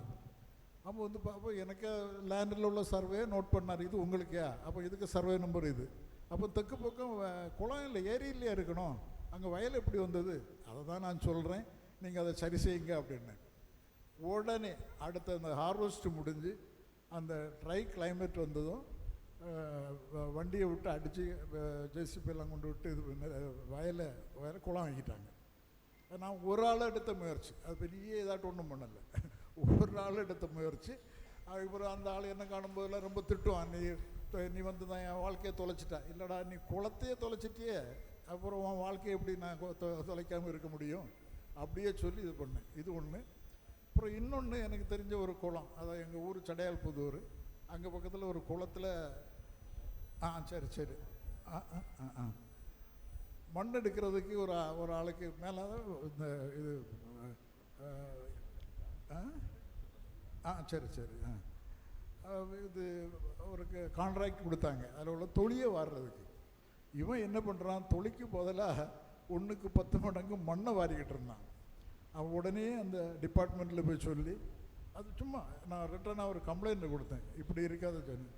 அடுத்த நாளே அது அந்த கான்ட்ராக்டை வேலையை நிறுத்த சொல்லி அனுப்பிட்டாங்க. அதனால் நாம் என்ன செய்யணும்னா, நம்மால் முடிஞ்ச அளவு ஒரு அளவிலாவது இயற்கையை பாதுகாக்கணும், குறிப்பாக இந்த நீர்நிலைகள் இப்போ எல்லாம். அது எனக்கு ஒரு அனுபவம், அது இதை ஒரு மனசில் எடுத்து மற்றவங்க எல்லாரும் செய்தீங்கன்னா இது நல்லது. நன்றி. கடைசி கேள்வி ஏதாவது? கடைசி ஒரு ஆள் கேள்வி கேட்க எழுப்புனாங்க, இல்லை, ஓகே.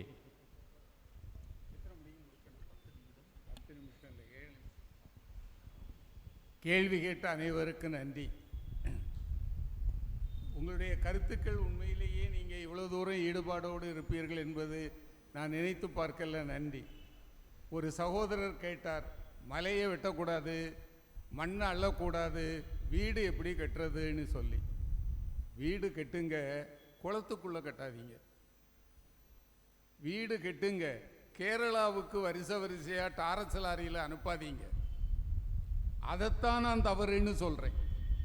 கேரளாவில் மலை இல்லையா, கேரளாவில் ஆறு இல்லையா, அங்கே இல்லாத ஆறும் மண்ணுமா நம்ம மாவட்டத்தில் இருக்குது.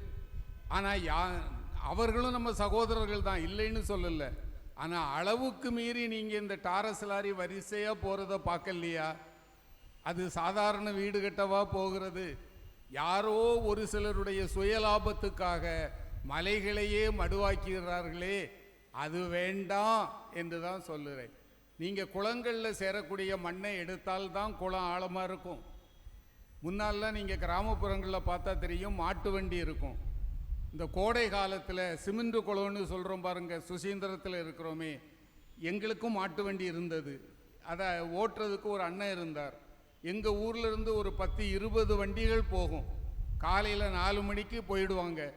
அந்த குளத்து மண்ணை எடுத்துகிட்டு வந்து கருமண் என்று சொல்லுவார்கள். அதை வயலில் உரமாக போடுவாங்க.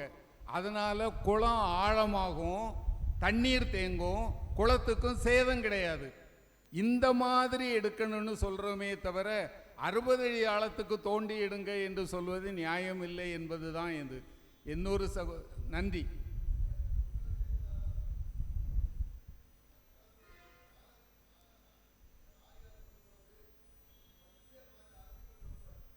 ஐயா அந்த இதில் என்ன இழுக்காதீங்க. நான் இல்லை, அது யாராக இருந்தாலும் திருந்தணும்னு தான். நான் தனி மனிதர்களை சொல்லலை. அது அரசாக இருந்த, அரசு என்பது யார்? நம்மால் உருவாக்கப்பட்டது தானே. யாராக இருந்தாலும் திருந்தணும்னுட்டு. அப்புறம் இன்னொரு சகோதரர் நல்ல கேள்வி கேட்டார். காவிரியில் காமராஜர் காலம் வரைக்கும் வந்த தண்ணீர் ஏன் இன்று வரவில்லை? நான் ஒரே ஒரு சம்பவத்தை மட்டும் சொல்லுகிறேன். காமராஜர் இங்கு முதலமைச்சராக இருந்தபோது கர்நாடகாவினுடைய முதலமைச்சர், அவருக்கு மிக நெருக்கமாக இருந்த நண்பர் நிஜலிங்கப்பா. ஆனால் அவர் என்ன சொல்லிவிட்டார், தண்ணீர் விட முடியாது, அந்த ஜூன் 1ஆம் தேதி திறக்கணும், தண்ணீர் விட முடியாது, எங்களுக்கு தான் தண்ணீர் இருக்கிறதுன்னார். காமராஜர் திருப்பி பதில் சொன்னார், நீ தண்ணீர் தர வேண்டாம், நான் பிரதமர் நேரிடத்தில் பேசி இராணுவத்தை அனுப்பி தண்ணீரை கொண்டு வருகிறேன்னார். அடுத்த வாரம் தண்ணீர் வந்துட்டுது. இதுக்கு மேலே இதுக்குள்ளே இருக்கக்கூடிய பாலிட்டிக்ஸை என்னால் விவரமாக சொல்ல முடியாது. நானும் ஒழுங்காக வீட்டுக்கு போகணும் இல்லையா? என்ன என்பதை நீங்கள் அதுக்கு சொன்னதை புரிஞ்சுக்கலாம் இல்லையா? இன்று மேகதாது கட்டித்தான் தீருவேன்னு விடாப்பிடியாக நிற்கிறார். ஆனால் நதிகள் ஒப்பந்தத்தில் ஒன்று இருக்குது. ஒரு நதி என்பது உற்பத்தியாகக்கூடிய மாநிலத்திற்கு மட்டுமல்ல, அது எது வழியாக ஓடுகிறதோ அந்த மாநிலத்திற்கும் சம பங்கு உண்டு. இதுதான் நம்முடைய பாரத நாட்டு நதிநீர் அமைப்பினுடைய சட்டம். சொல்லப்போனால் காவிரி கர்நாடகாவில் ஓடுவதை விட தமிழ்நாட்டில் ஓடுவது தான் அதிக எல்லை தூரம். சரி, அதனால் அது பாலிட்டிக்ஸ், அதுக்கு மேலே போகக்கூடாது. அருமையான ஒன்று சொன்னாங்க, காவு என்ற ஒன்று கேட்டாங்க. அது காவுன்னா அடர் சோலைன்னு தான் அர்த்தம். அது இந்த பலி கொடுக்கறதுனால வந்திருக்குதாங்கிறது எனக்கு தெரியலையா. ஆனால் காவுன்னு சொன்னால் அடர்ந்திருக்கிற சோலையைத்தான் காவுன்னு சொல்லுவோம், அப்படித்தானே? மரங்கள் அடர்ந்திருக்கும் அந்த இடத்த தான் காவுன்னு சொல்கிறோம். நீங்கள் சொல்கிறது உண்மைதான். தமிழில் சொன்னால் அடர் சோலைன்னு சொல்லலாம். இன்னொரு சகோதரர் சொன்னார், சூரியன் உதிக்காது, அது உண்மை, அது உண்மை. நாம் அதை வச்சு சொல்லலை. ஆனால் நம்ம கண்ணுக்கு ஒரு தோற்றம் இருக்குது. சூரியன் உதிக்காதுங்கிறது அறிவியல். ஆனால் நமக்கு தெரிகிற போது கிழக்க உதிக்கிறது, மேற்கே மறைகிறது. அதை வச்சு தான் நம்ம முன்னோர்கள் பெயர் தந்திருப்பார்களே தவிர, அந்த நீங்கள் சொல்லக்கூடிய அறிவியல் உண்மை என்பது அன்று எத்தனை பேருக்கு தெரிந்திருக்கும் என்பது தெரியாது. ரொம்ப அருமையாக ஒரு சகோதரர் சொன்னார், சேனலை சுத்தம் பண்ணுறேன்னு. இந்த மாதிரி 10 பேர் வந்தால் நல்லா வந்துடுங்க. வெப்பமயமாதலை பற்றி அம்மா சொன்னாங்க. நம்ம குமரி மாவட்டம் இவ்வளவு வெப்பத்தை சந்தித்ததே இல்லை நேற்று. உண்மைதான். நாம் இருக்கிற மரங்களையெல்லாம் விடை கொடுக்குறோம், நாம் இருக்கக்கூடிய குளங்களையெல்லாம் வீடுகளாக்குறோம். நான் சொல்கிறேன்னு தப்பாக எடுத்துக்காதீங்க. கவிமணி தன் ஊரை பற்றி எழுதியிருக்கிறார், புத்தேரியை பற்றி. ஏன் அந்த ஊருக்கு அந்த சிறப்புன்னு எழுதுகிறார்? ஒரு பக்கத்தில் பெரிய ஏரி. இன்றைக்கு நீங்கள் பார்த்தீங்கன்னா அந்த ஏரியினுடைய மடையிலிருந்து வரக்கூடிய முப்போகம் விளைகிற வயல்களெல்லாம் வீடாயிற்று. வீடு கட்டக்கூடாதுன்னு சொல்லலை, வயல்களை வீடாக்காதீங்க. இன்னும் எவ்வளவோ இடம் இருக்குது. சரி, அதுக்கு மேலே சொன்னால் பாலிட்டிக்ஸ், அது வேண்டாம். அதனால் நாளைக்கு நம்ம குழந்தைகளும் சாப்பிடணும். இருக்கிற இடத்த சுத்தமாக வைக்கிறது என்பது நம்ம கடமை. இந்த ஒன்றை சொல்லி முடிச்சிடுறேன். சேலத்தை பற்றி தொடங்கினேன். சேலத்தில் இன்றைக்கு நீங்கள் போனால் பார்க்கலாம், ஒரு அருமையான ஏரி. அது கழிப்பு ஏரி, கழிப்பறையாக சாக்கு சாக்கடையாக மாறியிருந்தது. 100 இளைஞர்கள் ஒன்று சேர்ந்து நன்னீர் இயக்கம் என்று ஒரு இயக்கத்தை தொடங்கினார்கள். ஆண்கள் மட்டுமல்ல, அதில் மாணவிகளும் உள்ளடக்கம், எல்லாம் இளைஞர்கள். சனி ஞாயிறு காலையில் 7 மணிக்கு வந்தாங்கன்னு சொன்னால் சாயங்காலம் 7 மணி வரைக்கும் அந்த ஏரியை சுத்தம் செய்தது தான் வேலை. ஒரே மாதத்தில் அந்த சுத்தம் செய்து விட்டார்கள். மிக பரப்புள்ள ஒரு ஏரி. இப்போ அந்த ஏரிக்கு நடுவில் ஒரு சின்ன திட்டு, அந்த பறவைகள் வருவதற்கு, அந்த ஏரியை சுற்றி நடப்பதற்கு முன்னால் மனித கழிவுகளால் கால் வைக்க முடியாது இருந்த இடம் இப்போது நடப்பதற்கு அருமையான நடைபாதைகளாக மாறியிருக்கிறது. அதை சுத்தம் செய்ததோடு அவர்கள் நின்றுவிடவில்லை, அதை பாதுகாக்கின்ற பொறுப்பையும் அந்த இளைஞர்கள் எடுத்துக்கொள்கிறார்கள். அப்படி நாம நம்ம இடத்தை முன் வந்தால் தான் மாற்ற முடியும். ஒரு உதாரணத்துக்கு சொன்னேன், நீங்கள் பார்க்கலாம். அதே போல் கோயம்புத்தூரில் நீர்த்துளி ஒரு நல்ல இயக்கம். நீங்கள் பொள்ளாச்சியிலிருந்து கோயம்புத்தூருக்கு போனீங்கன்னு சொன்னால் கோயம்புத்தூர் நகர எல்லை வருவதற்கு முன்னால் ஒரு பெரிய ஏரி இருக்கும். அந்த ஏரியும் மாசுபட்டு இருந்தது தான் இப்போது நன்னீர் ஏரியாக மாறியிருக்கிறது என்று சொன்னால் அங்கு இருக்கக்கூடியவர்களுடைய முயற்சியால் நாம் நினைத்தால் நம் இடத்தை நன்றாக வைத்து கொள்ள முடியும். என்னுடைய பணிவான வேண்டுகோள் இதுதான். நான் ஒன்றும் பெரிய வித்தகன் இல்லை, இலக்கியத்திலிருந்து எனக்கு தெரிந்ததை சொன்னேன். நம்மை சுற்றி 4 மரம் வளர்ப்போம், இல்லை 4 செடி வளர்ப்போம். அது வளர்க்க வேண்டும் என்ற எண்ணத்தையும் நம் குழந்தைகளுக்கு ஊட்டுவோம். அடுத்த தலைமுறைக்கு நமது தாத்தா நமக்கு எப்படி ஒரு நல்ல பூமியை விட்டு தந்தாரோ அதே போன்று ஒரு நல்ல இயற்கை வளம் நிறைந்த பூமியை அடுத்த சந்ததியிற்கு விட்டு செல்வோம். என்னை அழைத்தமைக்கு நீங்கள் காட்டிய அன்பிற்கு நன்றி, வணக்கம்.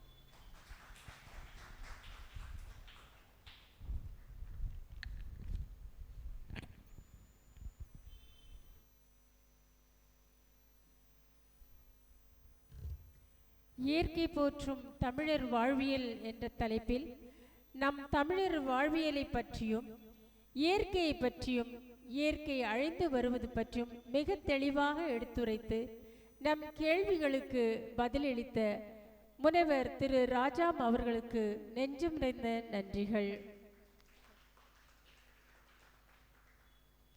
இந்நிகழ்வில் பங்கேற்ற அருள் பணியாளர்கள், அருள் சகோதரிகள், மற்ற உங்கள் அனைவருக்கும் என்னுடைய பணிவான நன்றிகள். இன்று இந்நிகழ்வினை வடிவமைத்து தந்த அருள் பணி எட்மண்ட் அவர்களுக்கு நெஞ்சார்ந்த நன்றிகள்.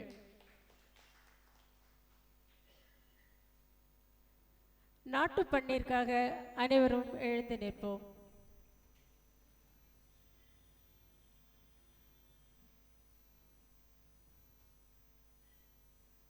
जनगण मन अधिनायक जय हे भारत भाग्य विधाता। पंजाब सिंध गुजरात मराठा द्राविड उत्कल वंगा विंध्य हिमाचल यमुना गंगा उच्चल जलधि तरंगा। तव शुभ नामे जागे तव शुभ आशीष मांगे गाहे तव जय गाथा। जन गण मंगलदायक जय हे भारत भाग्य विधाता। जय हे